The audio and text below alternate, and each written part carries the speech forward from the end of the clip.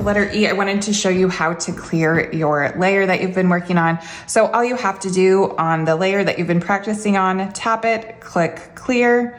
Whoop, I clicked off a lot.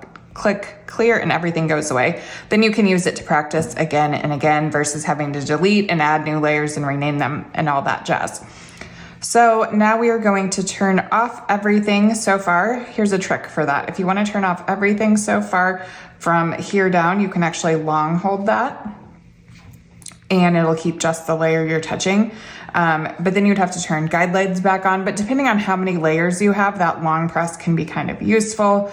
I don't use it a ton, but it is there for you if you want to try it.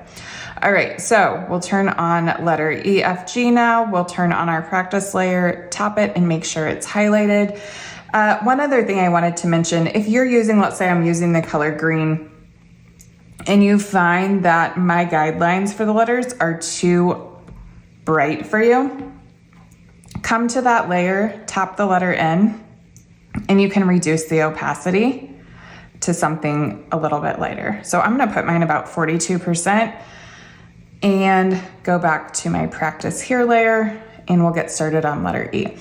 So this one is easiest in one fluid motion just because of that loop in the middle with the way I've drawn it.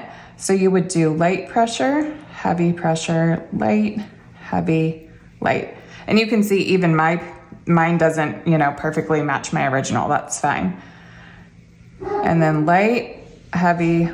My dogs make it so impossible to film sometimes. I'm gonna go ahead and leave it because if I stopped every time they barked, I might never get a video filmed.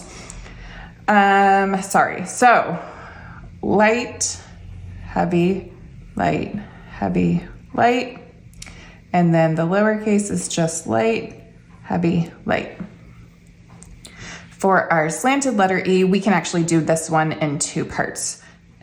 So light, heavy, light, basically making a letter C at the top there, and then heavy, light, and then you could do that heavy, or you could keep it all light. Just kind of, that's a more delicate look. This is a more traditional, whichever you prefer. And then the slanted E is the same as the straight, we're just on a bit of an angle. So one fluid motion for that. So again, a light, heavy, heavy, and then I'm gonna keep that one light all the way around.